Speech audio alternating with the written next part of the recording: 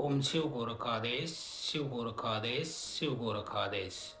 तो प्रेमी भक्तजनों, आज हम मानव जाति के कल्याण के लिए एक और ऐसा वीडियो लेके आए हैं जिसके भीतर एक ऐसी जानकारी दी जाएगी जो आपको कोई दे नहीं सकता है और न ही देगा, क्योंकि तांत्रिक भगत ओझा उनिया सोखा और भोपा चाहे कोई बाकी है, वह नहीं चाहता है कि आप कभी भी ठीक हो, और अगर आप ठीक हो गए तो उसकी दुकान बंद हो जाएगी। वह हमेशा चाहेगा, आपका भगत आपका गुरु कोई भी है, वह हमेशा चाहेगा कि आप हमेशा बीमार रहो और वह इलाज करता रहे, आप उसके पैसे ऐंठता रहे, आपकी जेब काटता रहे। ऐसा क्यों होता है, इसका एक उदाहरण मैं दे देता हूं। मैंने सुना है, एक डॉक्टर था, उसका एक क्लिनिक था छोटा सा, और वह उस क्लिनिक पे लोगों के इलाज किया करता था। उसका एक ही लड़का था, उसका नाम सिद्धार्थ था, और वह लड़का अमेरिका में पढ़ता था।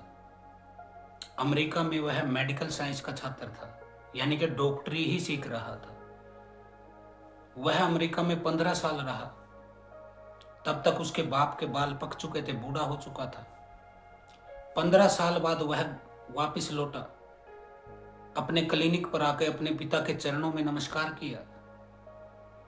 अब उसके पिता ने उसके आते ही कुर्सी से उठे और उसको बिठा दिया और कहा, बेटा देख, तेरे को पढ़ाने लिखाने में मैंने पूरा जीवन लगा दिया है। मैं तो एक छोटा डॉक्टर था, लेकिन तू बड़ी डिग्री लेके आया है, बड़े देश से पढ़ के आया है, तो अब इस क्लिनिक को तू संभाल। 15 दिन के लिए मैं कहीं बाहर जा रहा हूं, क्योंकि मैं जीवन में कहीं घूमा नहीं हूं, कोई मौज मस्ती नहीं किया है, इंजॉय नहीं किया है, मैं खेला नहीं हूं, पिया खाया नहीं हूं।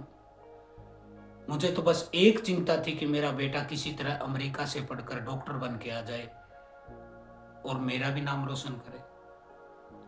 अब उस बेटे ने कहा, ठीक है पिताजी, आप 15 दिन तो क्या, 1 महीना के लिए आप चले जाइए घूमने, खूब मस्ती कीजिएगा, ये लीजिए पैसे, खूब मजा कीजिएगा, और जीवन में जो जो आपके सपने थे, इच्छाएं थी, उनको पूरी कीजिएगा। अब वह डॉक्टर चला गया बेटे को क्लिनिक पे बिठा के। लगभग 15-20 दिन बाद वह वापस लौटा और क्लिनिक का हाल देख के उसका माथा ठनका, क्योंकि क्लिनिक में एक भी मरीज नहीं था। उसका बेटा फोन पे रील्स देख रहा था नाचने की, लड़कियों के। उसने आते ही कहा, बेटा मरीज कहाँ है? तो उसके बेटे ने कहा, पिताजी आपको खुश हो जाना चाहिए, आपको गर्व करना चाहिए मेरे ऊपर, क्योंकि जिन मरीजों को आप 15 साल से ठीक नहीं कर पाए थे, मैंने उनको 15 दिन में ठीक कर दिया। इतना सुनते ही उस डॉक्टर ने अपना माथा पीट लिया कि अबे मूर्ख की औलाद, अबे उल्लू के पट्टे, उनको तो मैं भी ठीक कर सकता था, लेकिन अगर मैं उनको ठीक कर देता तो तेरा अमेरिका की पढ़ाई का खर्चा कहां से निकलता?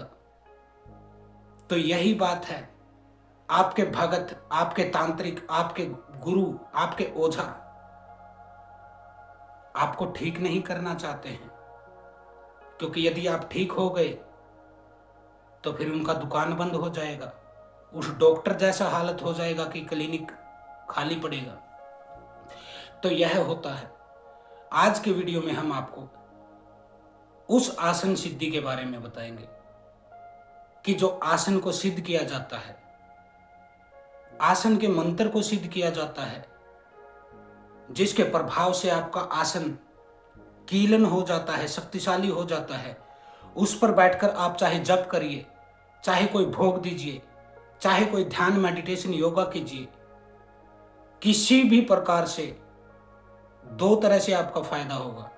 प्रथम तो आपकी शक्ति कोई बाहर की शक्ति चुरा नहीं पाएगी, यानी कि आपके जाप की ऊर्जा, आपके भोग की ऊर्जा, इसको कोई भी शक्ति चुरा नहीं पाएगी। दूसरा, कोई भी गंदी और नेगेटिव शक्ति जो आपके घर में है, वह आपके ऊपर अटैक नहीं कर पाएगी। क्योंकि अनेक लोग मुझसे हाथ जोड़ जोड़ के प्रार्थना करते हैं कि गुरुजी हमें यह बता दीजिए कि हम जब पूजा करते हैं, जप करते हैं, कोई साधना करते हैं, तो पूरा बॉडी में दर्द होने लग जाता है, शरीर में दर्द होने लग जाता है। किसी के सर में दर्द, किसी की गर्दन में दर्द, किसी की कमर में दर्द, किसी के हाथों में, किसी के पैरों में दर्द। कई लोगों के तो पैर इतने भारी हो जाते हैं, सुन्न हो जाते हैं, दर्द होने लगता है। दूसरे वह लोग जो कहते हैं कि पूजा पर बैठते हैं, जाप करना शुरू करते हैं कि गंदी बदबू आने लग जाती है, बुरे ख्याल आने लग जाते हैं, देवता के प्रति ही गंदे विचार आने लग जाते हैं। जैसे आप कर रहे हैं पूजा साधना देवी की, दुर्गा की, काली की, उन्हीं के प्रति गंदे ख्याल आने लग जाते हैं। आंखें बंद करते हैं तो शिस्त्रियां दिखाई देने लग जाती हैं, नग्न शिस्त्रियां, संभोग के दृश्य मन पे छा जाते हैं। यह क्यों होता है? यह इसलिए होता है क्योंकि आपको क्रियाओं का ज्ञान नहीं है और आपके गुरु आपको बताते नहीं, क्योंकि वह तो मरीज बनाना चाहते हैं आपको। निरंतर मरीज ही बने रहिए। वो खाली आपको मंत्र दे देंगे, गुरु मंत्र दे दिया, बोल के दीक्षा दे दिया, कोई और मंत्र पकड़ा दिया और झुंझुना आप बजाते रहे बैठ के। लेकिन शक्तियों की सुरक्षा कैसे की जाती है, किसी नेगेटिव शक्ति से बचाव कैसे किया जाता है, वह आपके गुरु नहीं बताते हैं। इसीलिए तो आप किसी भी साधना में सफल नहीं हो पाते हैं। आपकी साधना खंडित हो जाती है, आपका ब्रह्मचर्य टूट जाता है, आपके मन में खुद के प्रति ही घृणा का भाव उत्पन्न होता है कि देखो मैं कितना पापी हूं, मैं माता के प्रति ही मेरे मन में गलत विचार आ रहे हैं। और आप एक दिन खुद को धिक्कार के पूजा पाठ बंद कर देते हैं। तो यह शक्तिशाली प्रयोग है, इसको आपको होली के आसपास कर देना है। या फिर कोई व्यक्ति जो दिवाली के आसपास वीडियो देख रहा है तो दिवाली के आसपास भी कर सकता है। इसमें मैं आपको एक मंत्र दूंगा, आपका उसको 21,000 जाप कर देना है, 21,000। और 21,000 जाप आप यदि इस विधि से कर देते हैं तो आपका आसन पूर्ण रूप से सिद्ध हो जाएगा, गद्दी के बराबर हो जाएगा। जैसे एक भगत की, तांत्रिक की, ओझा की गद्दी होती है ना, उसके बराबर आपके भीतर आसन के शक्ति आ जाएगी। और यह मेरा वादा नहीं, विश्वास है बेटा। यदि आप पूर्ण श्रद्धा से इसको कर लेते हैं तो फिर आपका हो जाता है। चलिए अब विधि शुरू करते हैं।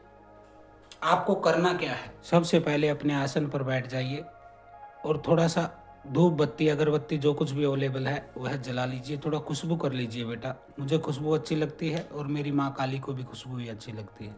जिस घर में खुशबू उठती है ना, वो वहीं रहती है।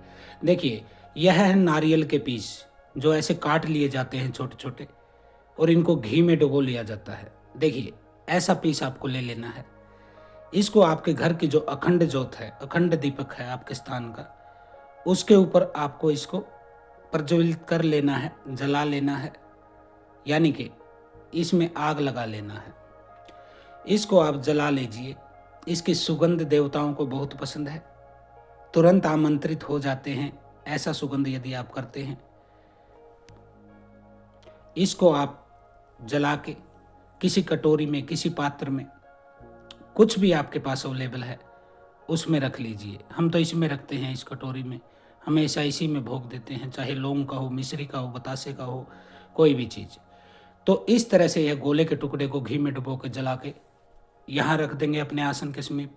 अब आसन से उतर जाइए, आसन से उतर जाइए। मैं आपको पूरा दिखा देता हूँ।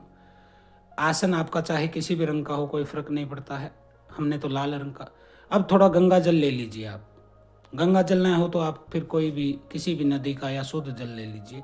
पूरे आसन पर और अपने मंदिर के क्षेत्र में आप छिड़क कर शुद्धता कर लेंगे। थोड़ा सा शुद्धता कर लेने के पश्चात अब आपको क्या करना है, आपको आसन का तिलक कर लेना है कुमकुम से। ऐसे उंगली से आप कुमकुम लगाएंगे और अपने आसन के चारों कोनों पर एक एक तिलक करेंगे। ऐसे ऐसे आसन पे तिलक कीजिए। सबसे पहले चारों कोनों पर आपको तिलक कर देना है। इसके बाद आपको क्या करना है, अब आपको थोड़ा सा मीठे का भोग देना है। जैसे हमने ये जलेबी का भोग देंगे, अभी हम जलेबी से आसन को भोग देंगे। थोड़ा सा पीस ले लीजिए, जरा सा, और इस आग पर भोग दीजिए आप। भोग दे देने के पश्चात आपको एक पान लाना है, पूजा वाला पान, 10 रुपये का आ जाता है। यह पान होता है मीठा पान, पूजा में यूज होता है। जो थोड़ा सा तोड़ लेंगे इसमें से, जरा सा, बिल्कुल मामूली सा, और इस आग पर भोग देंगे आप आसन के लिए। अब भोग दे दिया आपने। इसके पश्चात चमेली का तेल लेंगे आप। चमेली का तेल जो होता है, इसकी आप 2-4 बूंदे इस अग्नि पर डालेंगे और यह धधक उठेगी। तो इस तरह से आपको यह जलाए रखना है। अब आपको फल का भोग लगाना है। आसन के चारों कोनों पर आप एक एक फल रख दीजिए। जो भी आपके पास सुविधा है उसी हिसाब से आप रखिएगा। मैं ये नहीं कहता कि आपका ज़्यादा जुगाड़ है तो आप एक एक पीस भी रख सकते हैं। यह केवल प्रतीकात्मक होता है, नहीं तो आसन कब से खाने लगे खाना। नहीं, प्रतीकात्मक के तौर पर रखिए। 2 लौंग ले लीजिए, लौंग का आपको पता ही है, और आसन के पास से इस टच करके इस अग्नि में छोड़ दीजिए 2 लौंग। अब आपको लौंग को रख देना है। अब मिश्री लीजिए, मिश्री, खड़ी शक्कर बोलते हैं, ऐसे 2 दाने ले लीजिए और इस आग में छोड़ दीजिए। यह भोग दीजिए मिश्री का। अब चमेली का तेल लीजिए, 2-4 बूंद फिर से टपकाइए ताकि अग्नि यह तब तक जलती रहे जब तक आप क्रिया कर रहे हैं। इस तरह से 2-4 बूंद डालेंगे। अब आपको क्या करना है, अब आपको आसन को प्रणाम कर लेना है, माथे से हाथ लगा के, और आसन पर आपको विराजमान हो जाना है। यानी कि आपको बैठ जाना है। बैठ जाएंगे आसन पर। मैं फ़ोन को सेट कर देता हूं ताकि आप सही रूप से देख सकें आप और सीख सकें आप कि आसन को कैसे सिद्ध किया जाता है। अब आप बैठ गए आसन के ऊपर। अब आपको माला ले लेना है। माला को माथे से लगाइए, होठों से चूमिए, और इस मंत्र को आपको 21,000 जाप करना है। आप 21 दिन में भी कर सकते हैं, रोज 1,000, 11 दिन में कर सकते हैं, रोज 2,000, या 5-4-10 दिन में आप कर सकते हैं। संख्या अपने अनुसार रखिएगा। आपका 21,000 का जाप पूरा होना चाहिए, खाली इतना मैं कहता हूँ। और मंत्र क्या है? ओम शिव गद्दी आसनाए मम रक्षा कराए नमः। ओम शिव गद्दी आसनाए मम रक्षा कराए नमः। इसका आप 21,000 जाप करेंगे। चाहे आप 10 दिन में करें, चाहे 20 दिन में करें, चाहे 30 दिन में करें, तो इस तरह से कर सकते हैं। मैं तो कहता हूं बेटा 7 दिन में आप कर लीजिएगा। 3,000 की संख्या रोज जपिए। जप के पश्चात माला को चूमिए, माथे से लगाइए, अपने कंठ चक्कर से लगाइए, फिर उसको हृदय चक्कर से कुछ सेकंड के लिए लगाएंगे, फिर उसको नाभि चक्कर से, मणिपुर चक्कर से लगाएंगे, और इससे नीचे जाने की कोई अवस्था नहीं है। अब माला को आप धूनी देंगे। धूनी क्या देंगे? जो आग जलाया है गोले का, उसी के ऊपर से वार लेंगे, इसको धूनी दे देंगे। आपका अखंड दीपक है, उसके ऊपर से घुमा के माला को आप रख दीजिए। तो यह क्रिया पूर्ण हुई। अब आपको ये मुद्रा बना लेनी है। ये मुद्रा, दोनों अंगूठे मिले हुए, दोनों पहली उंगली मिली हुई और बाकी उंगलियां बंद। अब आपको बोलना है, हे पूर्ण परमात्मा भगवान शिव, आपकी गद्दी यानी कि शिव गद्दी की साधना मैं कर रहा हूं, इसको सफल करिए। मेरे आसन को कील दीजिए और गुरु गद्दी के रूप में मेरे आसन को सिद्ध करिए, ताकि कोई भी बुरी शक्ति मेरे ऊपर अटैक न कर सके और मेरी ऊर्जा को न चुरा सके। इसके पश्चात आपको अपना सामान व्यवस्थित कर देना है और खड़े हो जाना है। इस फल को आपको बच्चों में बांट देना है। अपने घर के ही बच्चों में बांट दीजिएगा और खुद भी खा लीजिएगा। इसी तरह पान और मिठाई का भी करना है, यानी कि जो भी सामग्री है सारी। तो इतना आपको करना है। तो इस तरह से आप आसन को सिद्ध कर लीजिएगा। यह पहला स्टेप मैं आपको दे रहा हूं भगताई की दुनिया में जाने के लिए। सर्वप्रथम आसन होता है। इसके बाद मैं वीडियो डालूंगा माला को सिद्ध कैसे करें, माला का कीलन कैसे करें, क्योंकि अनेक लोग बोलते हैं कि माला हाथ से गिर जाती है, टूट जाती है।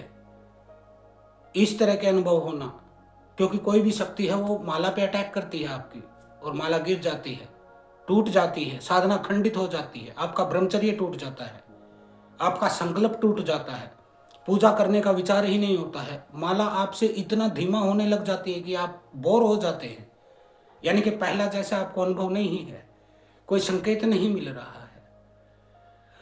तो माला के विषय में भी हम वीडियो डालेंगे। आप फिलहाल यह आसन का सिद्धि कर लीजिए, जैसा मैंने वीडियो में बताया है कैसे कैसे करना है, और आप पूर्ण रूप से एक भगत के रूप में तैयार होने की पहली सीढ़ी को पार कर लेते हैं। धन्य भागी हैं वह लोग कि जिनके गुरु समर्थ हैं। धन्य भागी हैं वह लोग कि जिनके गुरु जन कल्याण की इच्छा से गद्दी पे बैठे हैं, पैसे ऐंठने के लिए नहीं बैठे हैं, बड़े बड़े धाम, बड़े बड़े दरबार, बड़े बड़े चौकी नहीं लगाते हैं, 5-5 लाख के हवन नहीं करते हैं, यानी कि आपको लूटते नहीं हैं। लेकिन ऐसे समृद्ध गुरु आज के समय में मिलना बहुत मुश्किल है। पहले हुए सिद्ध योगी गुरु गोरखनाथ, जिसने गरीब से गरीब आदमी को उसी की भाषा में, लोकल भाषा में तंत्र का ज्ञान दिया। नहीं तो पहले भक्ति करना भी बहुत महंगा होता था।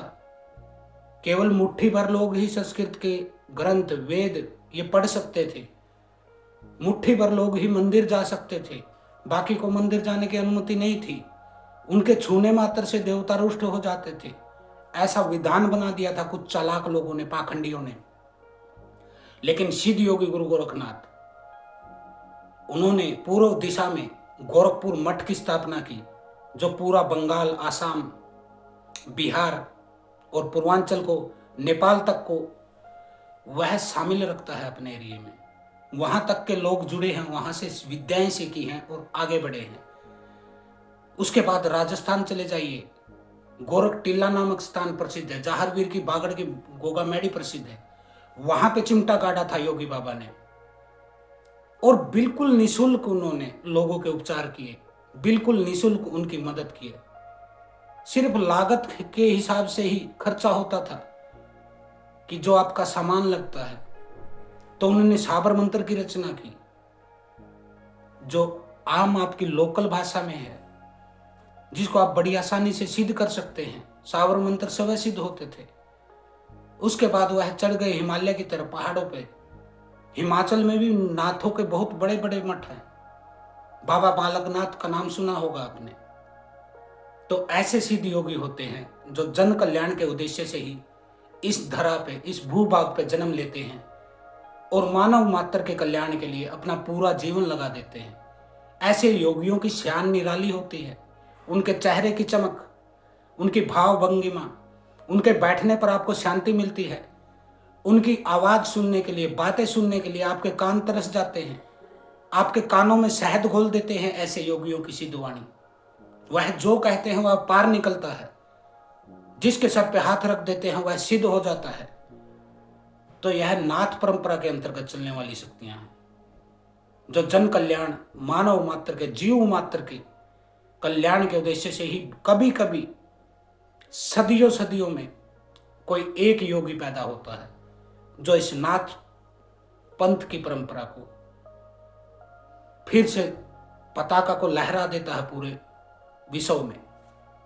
तो आज हम बाबा योगीनाथ को, बाबा गुरु गोरखनाथ को प्रणाम करके इस वीडियो का समापन करते हैं। आज के लिए इतना ही। हर हर महादेव। ओम काली। आदेश गुरु गोरक्षनाथ। ऐसी ही ज्ञानवर्धक वीडियो के लिए हमारे चैनल को सब्सक्राइब जरूर करें।